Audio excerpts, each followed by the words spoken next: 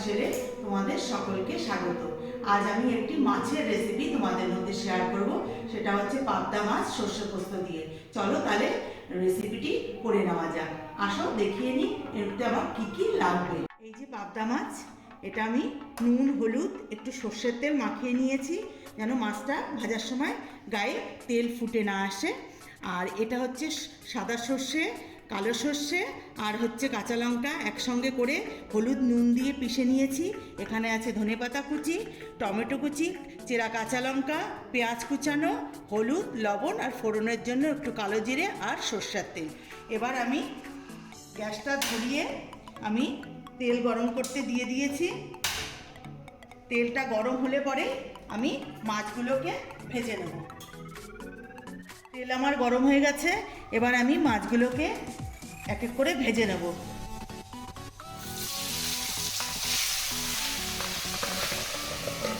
মাছগুলোকে আমি এইভাবে ঢাকনি দিয়ে ঢেকে মাছগুলোকে ভাজবো। মাছ আমার ভাজা হয়ে গেছে, সমস্ত মাছ আমি তুলে নিয়েছি। এবার ওই মাছ ভাজার তেলের মধ্যে আরেকটু সরষের তেল দিয়ে আমি ফোড়নের জন্য দিয়ে দিচ্ছি কালো জিরে, আর দিয়ে দেবো কুচনো পেঁয়াজ।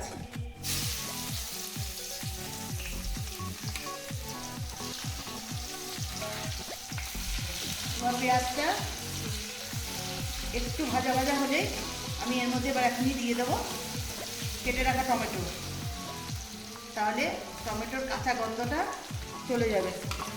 এবার দিয়ে দেবো সামান্য লবণ, স্বাদ অনুযায়ী দেবেন। দেবো একটু হলুদ গুঁড়ো। এবার আমি এটাকে একটু ভাজা ভাজা করে দেবো।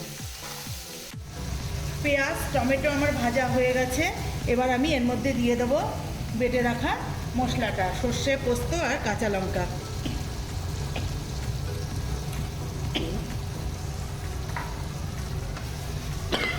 এটাকে এবার আমি বেশ কিছুক্ষণ কষিয়ে নেব। মশলা আমার কষানো হয়ে গেছে, তেল ছেড়ে দিয়েছে। এবার আমি এর মধ্যে দিয়ে দেবো সামান্য জল, খুব বেশি দেব না।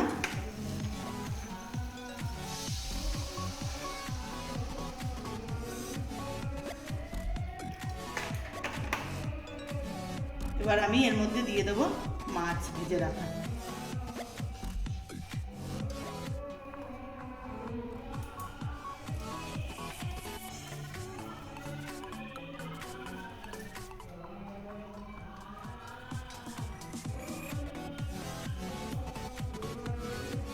এবার আমি এর মধ্যে দিয়ে দেবো চেরা 4টে কাঁচা লঙ্কা।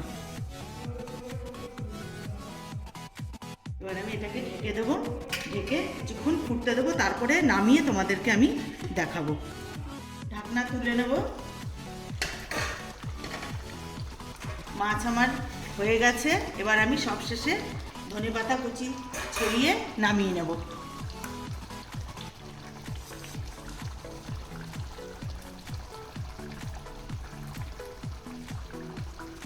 এবার আমি নামিয়ে নেব। এই যে সর্ষে পোস্ত দিয়ে পাবদা মাছ আমার হয়ে গেছে।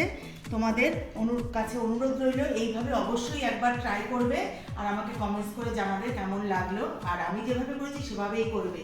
আর কি বলবো, আমার এই ভিডিওটি যদি তোমাদের পছন্দ হয়ে থাকে লাইক শেয়ার কমেন্টস অবশ্যই করবে। চ্যানেলটিকে সাবস্ক্রাইব করো, আর ফেসবুকের পেজে গিয়ে ফলো করে দিও। আর ভালো থেকো, সুস্থ থেকো, নমস্কার।